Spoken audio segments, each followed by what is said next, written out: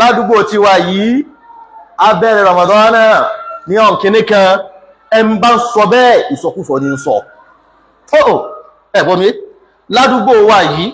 nílùú wa yìí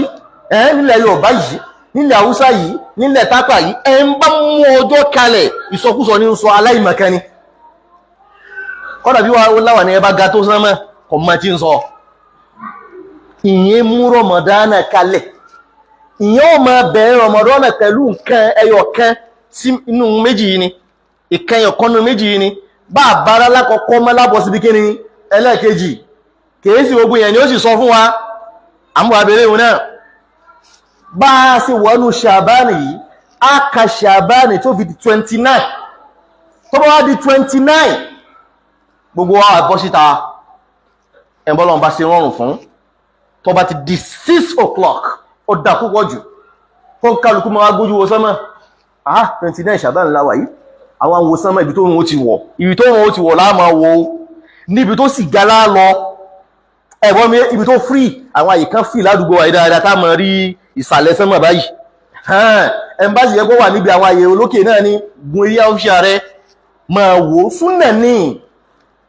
ẹ̀bọ́n mi súnnà ní láyà nábà Muhammad sallallahu alaihi wasallam gbogbo àwọn sàbí ọ̀pọ̀lọpọ̀ máa ń jáde tààrọ annasul ilal àwọn èèyàn máa ń wá káwọn rí létésù ní ọba wà nọ́ọ̀sì ọba ní wà nọ́ọ̀sì lóòótọ́ àmẹ́yìn ní ẹ̀wà kẹ́ lọ́sọ fún ọba ìjọsìn kan náà lòun náà lọ́tọ̀ tí yẹn máa ń gbalada nàmbà fẹ́ ní o kìí sí nàmbà tó láàsì bàbá wá rí àti ń pèpè àdánù dá wọn rúsù àmàrífá àmàrílá àdúgbò wa yìí bọ́lọ̀ ń bá wá ní wọ́n rí mbò míì ẹ̀bọ́n mi abẹ̀rẹ̀ Ramadan náà bẹ́ẹ̀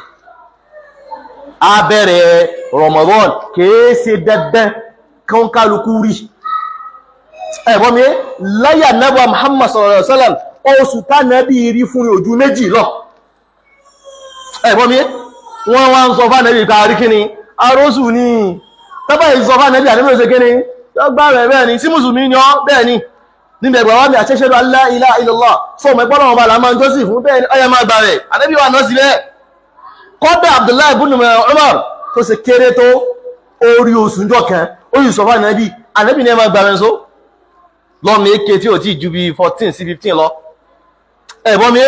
nítorí náà bábá náà rọ́sù ìgbà náà láti gẹ́ni lábẹ́rẹ̀ àwẹ̀ a máa wá mú kalẹ̀ pé láti jàmáà wa yìí àwa líǹgì aláìgbọ̀nkan àfá kan àwa ń sọ ìpòsù báyìí ìjọba ìlábẹ̀rẹ̀ aláìgbọ̀nkan ni wọ́n wẹ́ sàfá Ànábì òmú kalẹ̀ Abubakar òmú kalẹ̀ Umaru òmú kalẹ̀ Usman òmú kalẹ̀ Imam Malik òmú kalẹ̀ Imam Shafi òmú kalẹ̀ Abu Hanifa òmú kalẹ̀ àìsí gbéralẹ́ alifálàtí ige ìsáàdì lára gbéralẹ́ ìsáàdì olúwa mi ọ̀pá wá láṣẹ pẹ̀lú ẹ̀ olúwa mi ọ̀pá láṣẹ ká lo ìsáàdì yìí láti fi mú Ramadan náà bẹ́ẹ̀ bá rí ní faman shahida minkum shahra ẹmbọ́ bá rí oṣù ẹni tó sì yẹn bá láyé ẹ́ẹ̀rí ni bẹ́ẹ̀ bá ti rí kò tí yọ sí iná nù bí obìnrin ni ó ti ní ọjọ́ tí máa fi ń ṣe aládà rẹ̀ pé ọ̀hún bí n bá ti mára fún 25 days ẹ̀bọ́n mi ní ṣe kíni nǹkan ìjẹ̀mí ó wà ó sì ní kíní kan tá máa ń lò ní ìsín àwọn ọmọ ti mọ̀ application ni cycle kíní kan yóò ṣe wá ó yẹ kó ti rí àìdọ̀ báyìí kó sí rí tí ó wà lóhùn ní kírun yóò mọ kírun sórí ẹni ó dìgbà tó bá rí ní àmọ́ application tí mo yẹn sọ fún pé ó ti gbọ́dọ̀ rí kò sí rí tí wàá gbéra lé ni ó gbọ́dọ̀ gbéra lé ó gbọ́dọ̀ rí ni ó gbọ́dọ̀ jáde ni bí ó bá jáde kò sí kíni kò gbọ́dọ̀ má kírun tó bá jáde ni ó ṣe kíni ni ò tó ní kírun mọ́ gẹ́bẹ̀ náà ni àwẹ̀ bá rí oṣù a lè ṣe kíni a lè gba àwẹ̀ ẹ dákun ṣàkíyèsí tí ń sọ yìí o gbogbo àgbáláyé là ń bá wí o Nàìjíríà ni London ni UK ni ìyìn àwọn àfáwà náà sọ bẹ́ẹ̀ irọ́ o sẹ̀mínà wà àṣọ iná lélẹ́yìn o àfá kan ò lè pa wá láṣẹ ní tí ó takò ọ̀rọ̀ ànábì tẹ́ ẹ bá rí lẹ́gbàá bẹ́ẹ̀ bá rí ilẹ̀ tó gbà bẹ́ẹ̀ bá rí ẹ gbọ́dọ̀ gbàwẹ̀ kódà náà sọ́lá ń pè man sọ́ọ̀mọ̀ yóò mọ̀ ṣẹ́k ẹni yóò tó bá gbàwẹ̀ ní jọ́ta ń ṣiyè méjì tí wọ́n rósù tí wọ́n rósù tí wọ́n rí àbí wọ́n ní rí tó ní Ramadan náà àbónìkan ní Ramadan náà òun là ń pè ní yóò mọ̀ ṣẹ́k ànábì ní pé àfáwà àbúrò rẹ̀ ń sọ nípa ànábì ní pé fakọ̀dẹ̀ aṣọ Abul Qasim ó ti ṣe ànábì Ànábì ní pé ẹ gbọ́dọ̀ gbààwẹ̀ síwájú Ramadan pẹ̀lú ìjọ́ kan àbí ìjọ́ méjì ní àyíbá máa ká má jẹ ọ̀sán rùn Olúwa mi ò bí ọ́ jọ̀sán pọ̀ bá ti rí kò sí láìsí Ọlọ́run bò ní mọ́ ọgbàna látọ̀ àkíńná iná síná bàbá mistake tá bá gbàgbé àbá mistake Ọlọ́run ò ní mú wa sí kódà tá a bá gbààwẹ̀ táwọn ìwà jẹ́ 28 láwọn á rí pé 28 báyìí dé oṣù bá ti yọ ààfẹ́ Ọlọ́run Dr. Olówó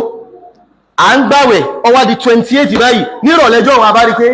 oṣù Ṣàwálì ti yọ kò sí yọnu a ṣe ìdì lọ́la ni tó bá sì dẹ̀yìn ọdún a mọ̀ sí kí ni a san gbèsè kò sẹ́sẹ̀ ń bẹ́ẹ̀ àmọ́ ká wá mú kalẹ̀ lẹ́ṣẹ̀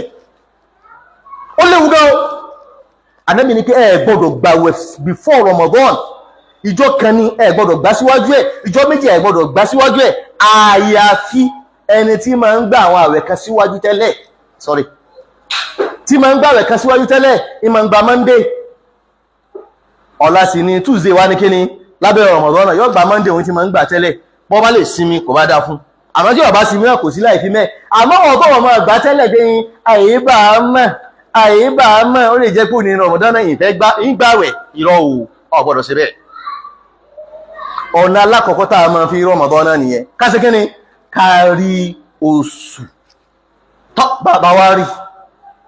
a wá ka Ṣàbánì pé 30 yóò pé kíni ọgbọ̀n tó bá wá pé ọgbọ̀n ìjọ́ kejì láti kíni láwàá bẹ̀rẹ̀ àwẹ̀ ní Ànábì sọ fún wa ní fa in gumma alaykumul hilal bẹ́ẹ̀ bá rí